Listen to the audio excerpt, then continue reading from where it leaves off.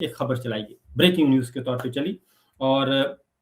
उस breaking news में ये कहा गया कि ईरान के वज़ीर ख़ारजा अब्बास इराक़ची जो हैं वो पाकिस्तान आ रहे हैं और मुज़ाकरात दोबारा शुरू होने के इम्कानात पैदा हो गए हैं, बल्कि यहाँ तक तज्ज़िये शुरू हो गए और तज्ज़िये और फिर और लंबे-लंबे तबसरे शुरू हो गए, तज्ज़िये और तबसरे आना शुरू हो गए और कहा गया कि जनाब ज़रा माहौल दोबारा बनाया जाए और मुज़ाकरात अभी ख़त्म नहीं हुए और ईरान के वज़ीर ख़ारजा आ रहे हैं और उधर से अमरीकी टीम भी रवाना हो जाएगी। ये बात कही गई और इस पे अभी तक लंबी-लंबी ट्रांसमिशन व्हाट्सएप मैसेजेस चल रहे थे कि अचानक खबर आई।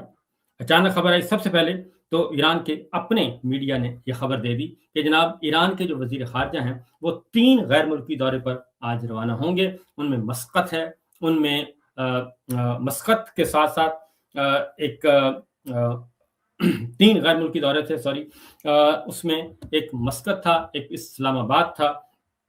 और तीसरा भी मैं आपको ज़रा चेक करके बता देता हूँ। 3 मुल्की दौरे पर वो निकले हैं और उन्होंने कहा कि ये 3 गैर मुल्की उनका दौरा है और इस पे वो निकले हैं। अब ये एक फेक न्यूज़ इस तरीके से ट्विस्ट करके खबर चलाई गई और खबर चला के ये तासुर दिया गया कि जैसे बहुत बड़ी कामयाबी हो गई है कि ईरान के वज़ीर ख़ारजा हमारे कहने पर वो आ रहे हैं। ये मेरे सामने खबर आ गई है जी। मस्कत है और मॉस्को, जी हाँ, तीसरा बड़ा मुल्क था मॉस्को। रूस जा रहे हैं ईरान के वज़ीर ख़ारजा, मस्कत जा रहे हैं और इस्लामाबाद आ रहे हैं। ये 3 गैर मुल्की दौरे थे। फिर अरब न्यूज़ ने भी ये खबर दे दी और उसके बाद ईरान के अपने सरकारी मीडिया ने भी ये खबर दे दी और उसके बाद से अब तक साँप सूंघा हुआ है। तो सवाल ये पैदा होता है कि आखिर क्या ज़रूरत पड़ी है कि इस तरह की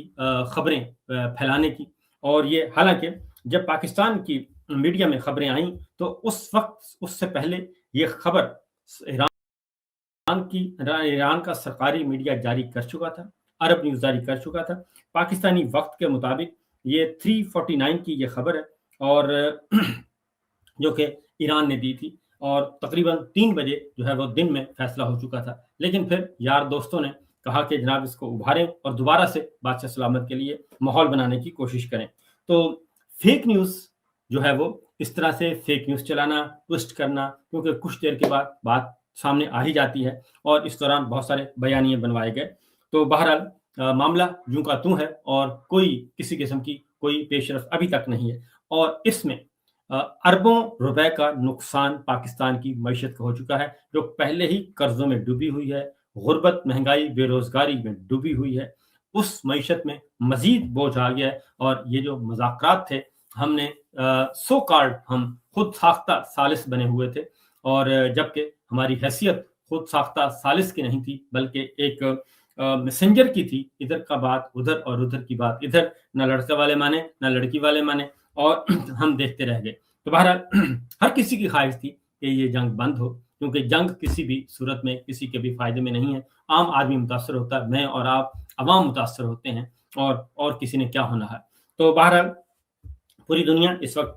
नरगे में है और ख़ास तौर पे सदर ट्रंप जो हैं वो बहुत ज़्यादा एग्रेसिव हैं और उन्होंने कल भी गुफ्तगू की और उन्होंने कहा कि अब जो है ये हमारी वजह से यूरोप और नेटो और सारे के सारे जो दुनिया है, हमारी वजह से ये एन्जॉय कर रहे थे तरसील पेट्रोलियम की तरसील जो है, आपने हुर्मुज़ पुरसकून था, ये सारे बहरी रास्ते खुले थे, ये तो हमारी वजह से थे और अब ये हमें ही म्याऊँ कर रहे हैं। अब हमने बहरी नाकाबंदी कर दी है, अब हम देखते हैं ना कोई जहाज़ जाएगा, ना कोई जहाज़ आएगा। तो बहरहाल उनके दरमियान एक टसल चल रही है और ज़बरदस्त चल रही है। तो इंतज़ार कीजिए और कोशिश कीजिए, हमको हमारी दुआ भी है कि ये सारे का सारा ख़त्म हो, डेडलॉक ख़त्म हो और ज़िंदगी मामूल पे आए। जंग कोई मसले का हल नहीं है। अगली खबर ये है कि अब इसका गुस्सा किस पे निकाला जा रहा है। ये मुज़ाकरात आपके नाकाम हुए, आपकी स्ट्रैटेजी आपकी नाकाम है, आपकी खारजा पॉलिसी नाकाम, दाखिला पॉलिसी आपकी नाकाम, मुआशी पॉलिसी आपकी नाकाम, सियासी पॉलिसी आपकी नाकाम, अदालती पॉलिसी आपकी नाकाम, सहाफ़ती पॉलिसी आपकी नाकाम, आइन आपने तोड़ लिया, आइन का हुलिया आपने बिगाड़ दिया, अदलिया पर कब्ज़ा आपने कर लिया, ये सब कुछ आपने करके देख लिया। इसमें शहरियों का क्या कसूर है? इसमें सहाफ़ियों का क्या कसूर है? इसमें किसी और का क्या कसूर है? ये आपकी नाकामियाँ हैं, नाअहलियाँ हैं और निकम्मापन है। अपने आप को दोष दें और अपनी पॉलिसियों को दुरुस्त करें, क्योंकि आज उसका इंतकाम लिया गया। हमारे इंतहाई सीनियर दोस्त हैं फ़खरुर रहमान और قومی اور بین الاقوامی نشریاتی اداروں میں نمایاں خدمات سر انجام دے رہے ہیں، اور اب بھی اس وقت بھی ترکی ٹیلی ویژن سے منسلک اسلام آباد میں مقیم، راولپنڈی میں مقیم ہے، اور انہیں آج اٹھا لیا گیا۔ فخر الرحمان کو میرے ساتھ بھی وہ اکثر شریک ہوتے ہیں، بہت اچھے دوست ہیں، بہت اچھے بھائی ہیں، پرانا یارانہ ہے۔ Supreme court of Pakistan court reporting ہم اکٹھے کور کرتے رہے ہیں، اور بڑے بھلے وقتوں میں، آج سے تقریباً آج کا تعلق نہیں ہے، بہت پرانا تعلق ہے ان سے، اور آلموسٹ 25 سال کا یہ تعلق ہے جی، 20-25 سال سے تعلق ہے ان کے۔ تو وہ انتہائی کبھی غلط بات نہیں کرتے، کبھی سخت بات نہیں کرتے، ٹو دی پوائنٹ بات کرتے ہیں، لیکن حقائق بیان کرتے ہیں۔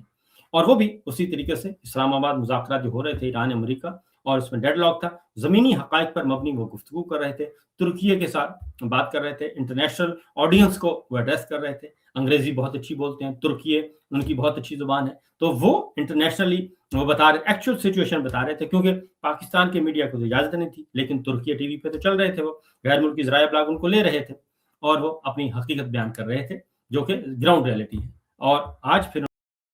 ان کو اٹھا لیا گیا، گرفتار کر لیا گیا، اور کہا گیا کہ آپ نے جناب پہلے تو ان کو نوٹس بھیجا گیا، اور گمنام نوٹس، اور اس کے بعد آج ان کو گرفتار کر لیا گیا۔ ان کی فیملی ممبرز نے بتایا کہ آئے تھے کچھ لوگ اور اٹھا کر لے گئے، اور جب یہ خبر چلی میڈیا میں اور سب کچھ سامنے آیا، تو اس کے بعد پھر ایک یہ سوشل میڈیا کے ذریعے ہی یہ ایک ایف آئی آر، جو یہ ایک کاغذ کا ٹکڑا جو ہے وہ سوشل میڈیا پہ نظر آیا، اور یہ پھیلایا گیا سوشل میڈیا پہ، اور ابھی تک بھی پوری بات نہیں بتائی گئی کہ پوری بات ہے کیا۔ ہم نے جاننے کی کوشش کی، تو پوری بات یہ نکلی جناب، صورتحال پوری بات جو ہے وہ یہ نکلی کہ آرمی چیف، اب بہانہ کیا بنایا گیا، اب یہ واقعہ کب کا ہے؟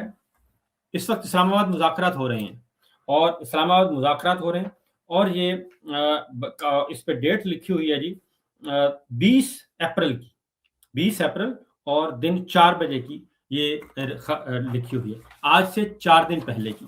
اب ذرا بڑا دلچسپ معاملہ ہے، اور صرف 4 دن پہلے کی، اور اس لیے اس کا تعلق صرف اور صرف اسلام آباد مذاکرات کی ناکامی سے ہے۔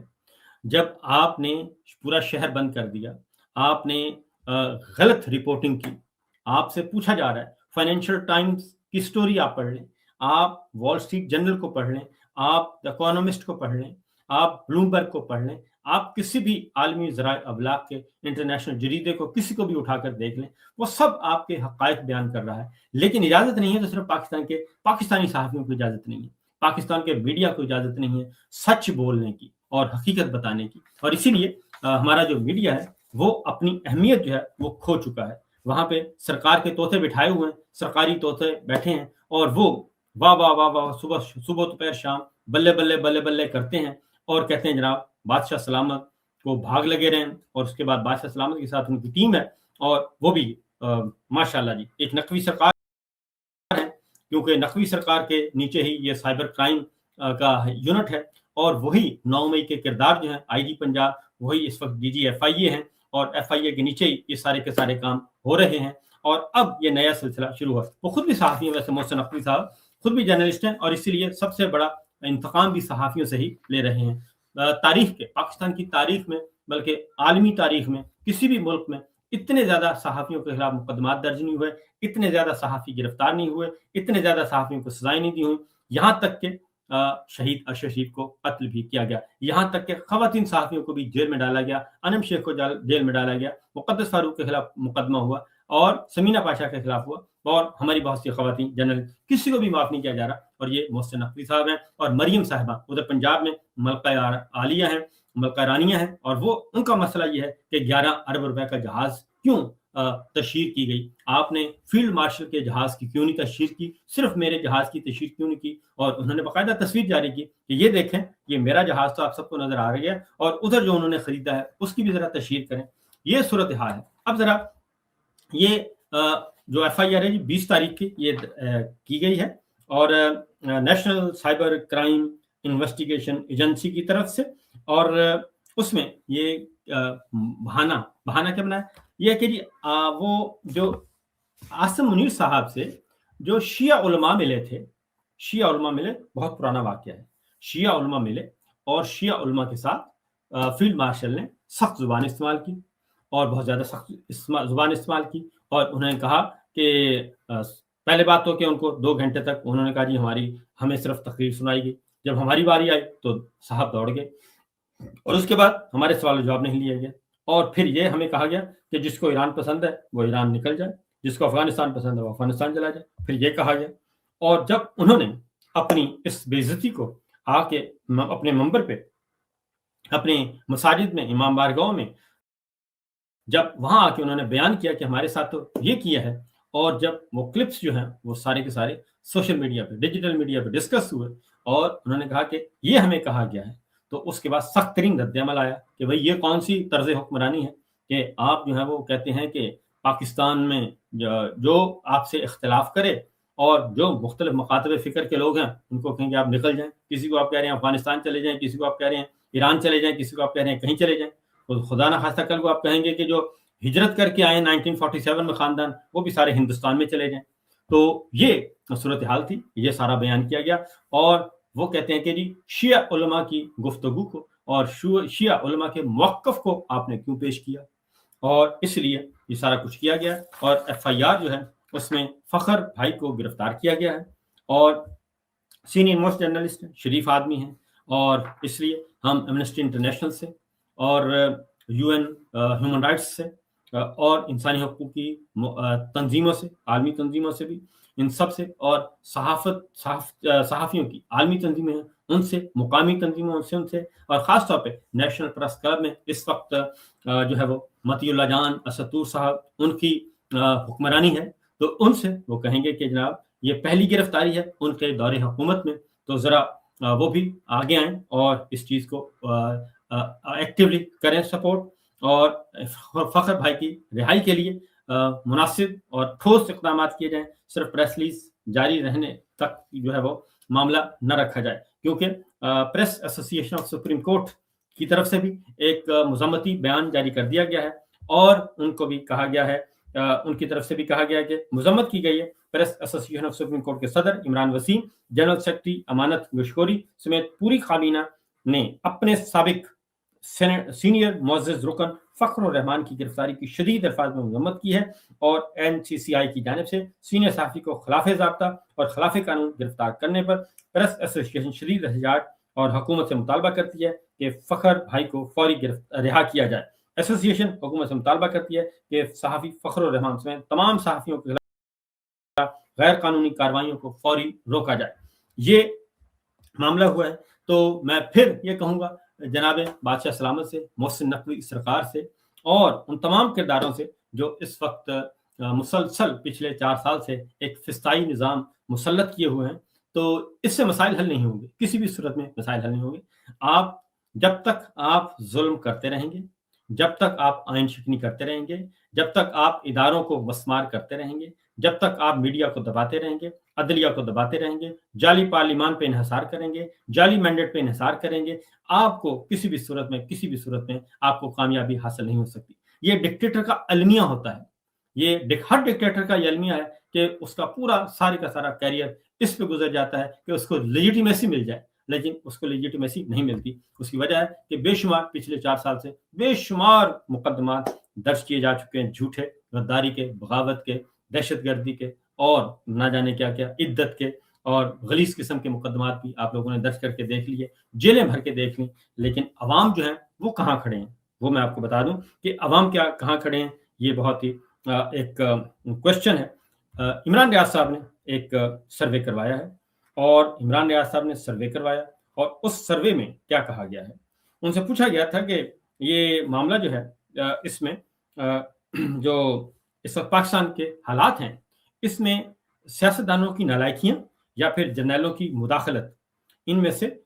کون ذمہ دار ہے اس وقت جو پاکستان کے حالات ہیں۔ تو سروے میں آپ کو بتا دیتا ہوں، سروے عوامی سروے، اور بغیر کسی لگی لپٹی کے بغیر 93.4% نے کہا ہے کہ یہ جرنیلوں کی مداخلت، یہ جرنیلوں کی مداخلت کی وجہ سے پاکستان اس حالت میں پہنچا ہوا ہے اور اس تنزلی کا شکار ہے، جبکہ سیاستدانوں کی نالائکی صرف 6.6% عوام کی رائے ہے۔